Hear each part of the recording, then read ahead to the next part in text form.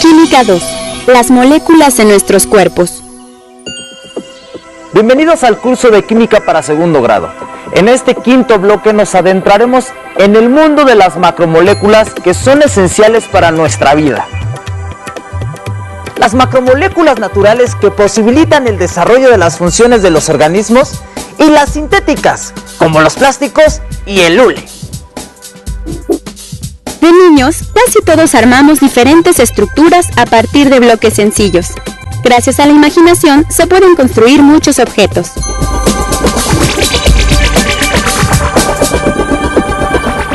El niño de nuestro ejemplo está construyendo a partir de unidades sencillas una gran estructura. Lo mismo pasa en la química para obtener macromoléculas. Por lo general, las macromoléculas son la repetición de una o algunas unidades sencillas que se les llaman monómeros, de tal forma que al conjunto se le conoce como polímeros. Cuando se utilizan más de un monómero para obtener un polímero, se le conoce como copolímero. Las macromoléculas son moléculas con una masa molecular elevada, porque están formadas por un gran número de átomos. Como ya sabes, la masa de una molécula se obtiene al sumar las masas correspondientes de los átomos que las constituyen. Por ejemplo, la molécula de agua, H2O, tiene masa de 18 UMAs, que es la suma de dos hidrógenos de un UMA cada uno y un oxígeno de 16. A las moléculas con masas superiores a 10.000 UMAs se les conoce como macromoléculas, pero pueden ser tan grandes que rebasen los millones de UMAs. Los polímeros se pueden clasificar de varias formas. Una de ellas es su origen. Entonces tenemos los naturales como el caucho, los polisacáridos, las proteínas y los ácidos nucleicos, y los sintéticos como los plásticos, las fibras sintéticas, la baquelita y el poliuretano. Según su composición tendremos los homopolímeros de un solo monómero y los copolímeros con dos o más monómeros. Según su estructura pueden ser lineales o ramificados. También se les puede clasificar según su comportamiento ante el calor. Entonces se les divide en termoplásticos y termoestables. Un polímero muy conocido es el hule de las llantas de los automóviles. La palabra hule viene del náhuatl. En la época prehispánica ya se utilizaba la savia de algunos árboles que producían este polímero natural. Por ejemplo, en la fabricación de las pelotas para jugar ulama. Las llantas de los automóviles pasaron por un proceso conocido como vulcanización para darle su aspecto y características. La vulcanización la desarrolló Charles Goodyear en 1839. Lo que hizo fue poner a reaccionar el hule natural con azufre. Con ese proceso se logra el enlazamiento de las cadenas de elastómeros originales. El resultado es un producto más estable y resistente. El hule natural está compuesto por cadenas de un hidrocarburo de fórmula C5H8, llamado isopreno. El hule puede tener entre 20.000 a 100.000 monómeros o isoprenos.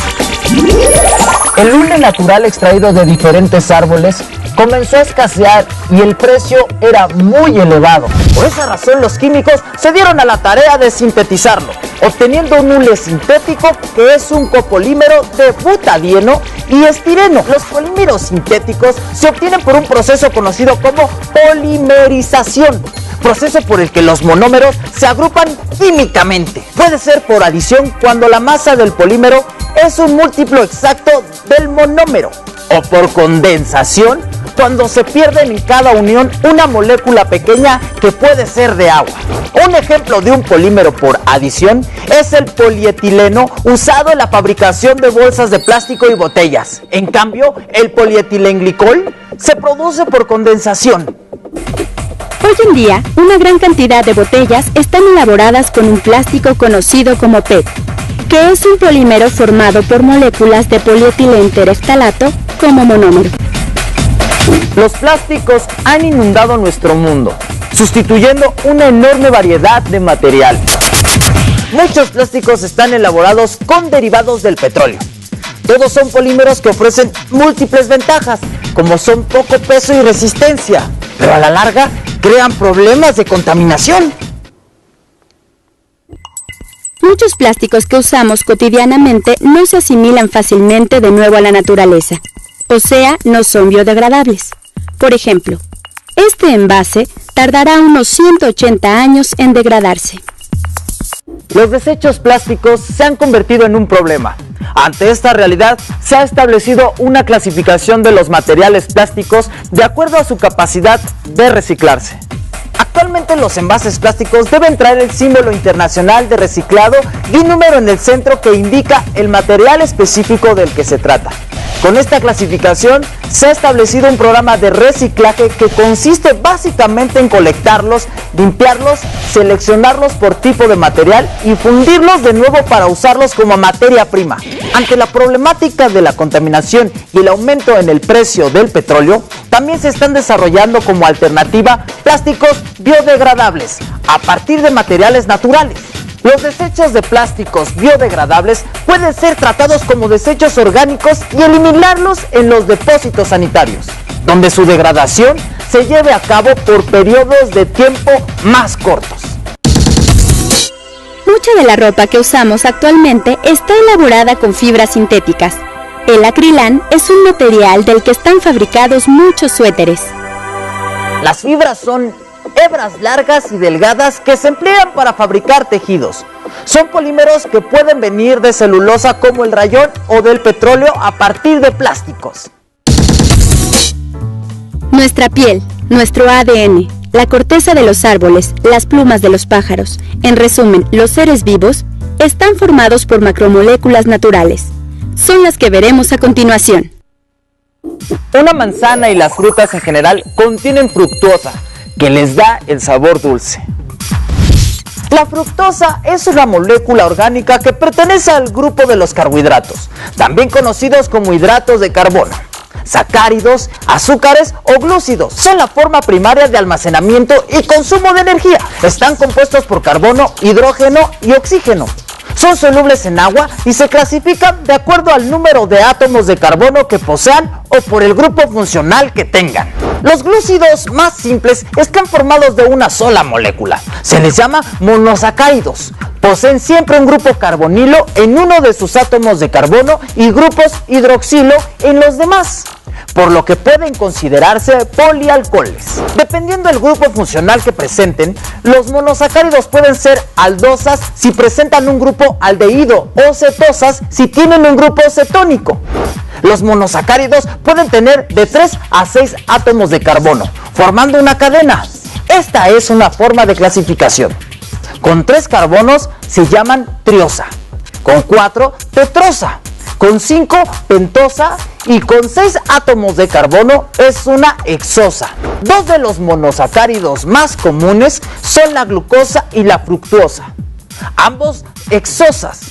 Las moléculas de los glúcidos forman un arreglo espacial de anillo con un átomo de oxígeno en uno de los vértices.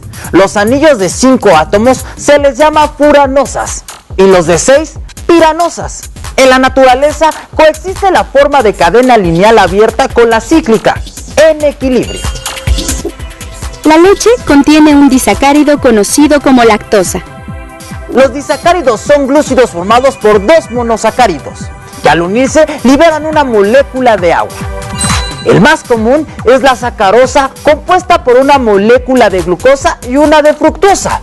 Es el azúcar que usamos a diario para endulzar. En México se extrae de la caña de azúcar y contiene un 20% de su peso de sacarosa. El papel amate, en náhuatl amate, es un tipo de papel que fue utilizado en Mesoamérica mucho antes de la llegada de los españoles. Se fabrica a partir de la corteza de un árbol conocido como jonote. El papel amate es muy mexicano. Está formado en gran parte por celulosa. La celulosa es un polisacárido que se encuentra en las plantas. La pared de una célula vegetal joven contiene un 40% de celulosa, la de la madera un 50% y la del algodón llega a tener hasta un 90%. La celulosa es una macromolécula muy abundante. La biomasa terrestre está constituida en un alto porcentaje por ella. Es una larga cadena polimérica de monómeros de beta-glucosa, que están en un número mayor de 200. Existen otros polisacáridos importantes en los seres vivos. El glucógeno en los animales es un almacén de monosacáridos que puede ser metabolizado rápidamente. La quitina se parece a la celulosa, pero contiene nitrógeno en sus ramificaciones. Se encuentra, por ejemplo, en los exoesqueletos de los artrópodos. Las pastas son alimentos ricos en almidones, que es el polisacárido mediante el cual las plantas almacenan monosacáridos. El cuerpo humano requiere de energía para realizar sus funciones. Una buena parte proviene de los carbohidratos. Se aconseja que se obtengan de polisacáridos como el almidón y no de glúcidos tipo el azúcar, por su actividad altamente oxidante. Todos hemos usado algún tipo de aceite comestible. La palabra aceite viene del árabe y significa jugo de aceituna. Los griegos usaron aceite de oliva, y en Atenas el olivo se consideró un árbol sagrado y símbolo de la vida. Actualmente se usa el término genérico de aceite para designar aceites de diversas semillas y frutos como el girasol, el cártamo o la soya. Los aceites son muy diferentes a los carbohidratos. Veamos cómo son químicamente. Los aceites forman parte de una familia de moléculas orgánicas llamada lípidos. Es un grupo de compuestos muy heterogéneo que tiene como características el ser hidrofóbicos o insolubles en agua y ser disueltos por disolventes orgánicos como el alcohol, el benceno, el éter y el cloroformo.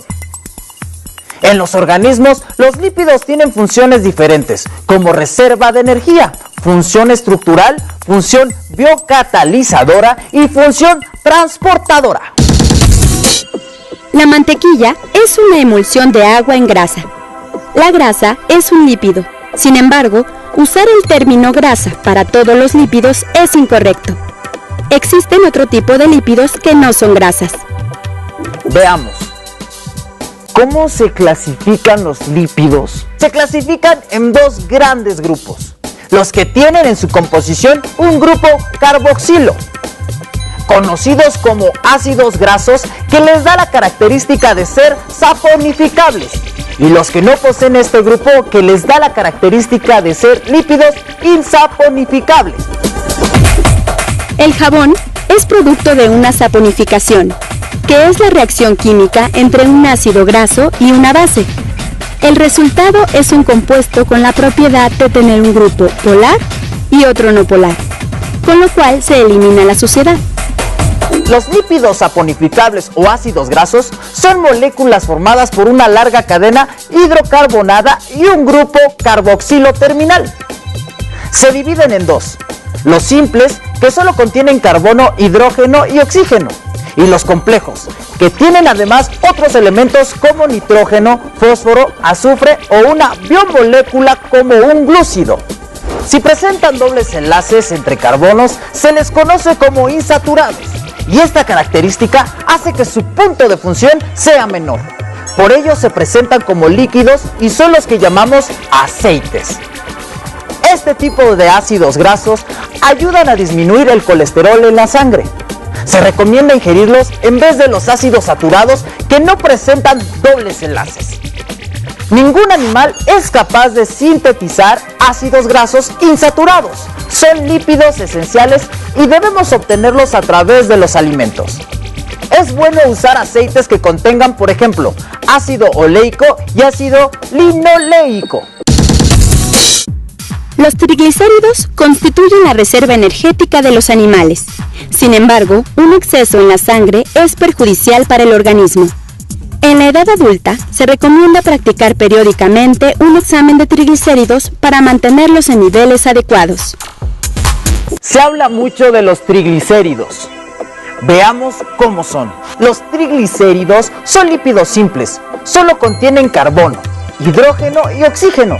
Son parte de los acilglicéridos que se obtienen por esterificación de 1, 2 o 3 moléculas de ácidos grasos con glicerina, recibiendo el nombre de monoglicéridos. diglicéridos y triglicéridos, respectivamente. Veamos otro tipo de lípidos. Las abejas construyen sus panales con cera. Es un lípido simple formado por un éster de ácido graso y alcohol, ambos de cadenas largas. En general, las ceras son secretadas por animales y vegetales. Brindan una cubierta protectora de tejidos. Los lípidos compuestos son ácidos grasos que contienen otros elementos como nitrógeno, fósforo, azufre o un glúcido. Se les llaman lípidos de membrana, pues son las principales moléculas que forman las membranas celulares. Entre ellos se tienen los fosfolípidos, con un ácido fosfórico en el extremo polar. Se encuentran en forma abundante en la membrana citoplasmática. La zanahoria contiene una gran cantidad de betacarotenos, que le dan el color anaranjado. Es un lípido de la familia de los terpenos. Dentro de los lípidos no saponificables se tienen dos grupos, los terpenos y los esteroides. Los terpenos son moléculas lineales o cíclicas con funciones variables.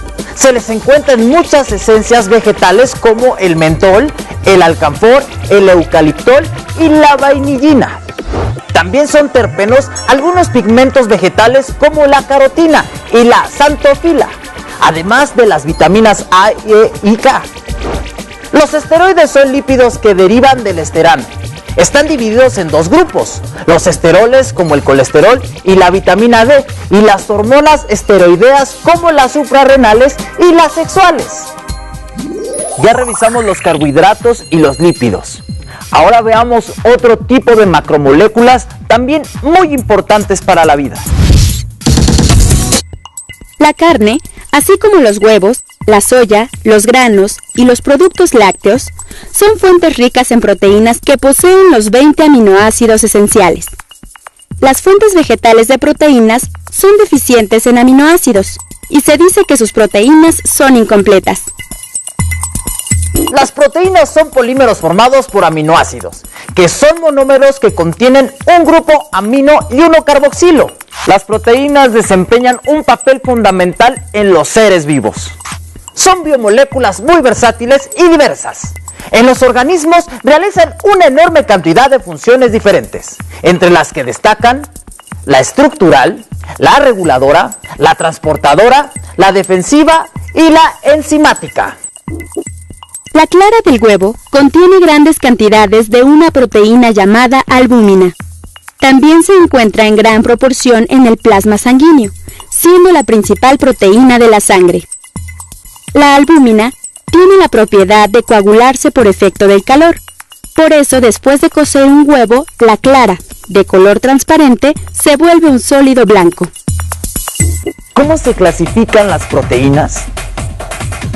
Existen varias formas de clasificarlas, por su función, su estructura, su forma, su composición o por su grado de solubilidad. Usando el criterio de la forma, se les divide en fibrosas y globulares. Las fibrosas tienen cadenas polipeptídicas largas y una estructura secundaria atípica. Las globulares se caracterizan por doblar sus cadenas en una forma esférica apretada o compacta, dejando grupos hidrófobos hacia adentro de la proteína y grupos hidrófilos hacia afuera. En cuanto a su composición química, se les divide en simples cuando al hidrolizarlas únicamente se obtienen aminoácidos, y las conjugadas cuya hidrólisis produce aminoácidos y otras sustancias no proteicas. Al combinar ambas clasificaciones, tenemos que hay proteínas fibrosas simples como la queratina, que forma parte de la piel y las uñas, el colágeno de los tendones, la elastina de los vasos sanguíneos y la miosina del tejido muscular. El cuerpo humano tiene varios litros de sangre. La sangre tiene ese color rojo por una molécula de proteína conocida como hemoglobina, y que es la responsable de transportar el oxígeno de los órganos respiratorios a los tejidos. ¿Qué tipo de proteína será la hemoglobina? La hemoglobina es una proteína fibrosa conjugada porque contiene fierro y pertenece al grupo de las cromoproteínas. Otros ejemplos de este tipo de proteínas son las fosfoproteínas, como la caseína de la leche, y las nucleoproteínas, que están en el núcleo de la célula. proteínas globulares también se dividen en simples y conjugadas. Entre las simples se encuentran las albúminas y las protaminas del esperma. Como ejemplo de las proteínas globulares conjugadas, podemos mencionar las glutelinas del trigo y las prolaminas del maíz. Las proteínas son indispensables para la vida. Prácticamente todos los procesos biológicos dependen de la presencia o la actividad de estas moléculas. Los 4 elementos más abundantes en los seres vivos son el carbono, el hidrógeno, el oxígeno y el nitrógeno. Estos son los principales componentes de las biomoléculas, compuestos que forman nuestro organismo. En este bloque vimos un panorama general de los polímeros, para entender su importancia en nuestra vida diaria. Además, nos adentramos en el conocimiento de las macromoléculas naturales. De esta forma presentamos a los carbohidratos, los lípidos y las proteínas, que en conjunto son la base de todos los seres vivos.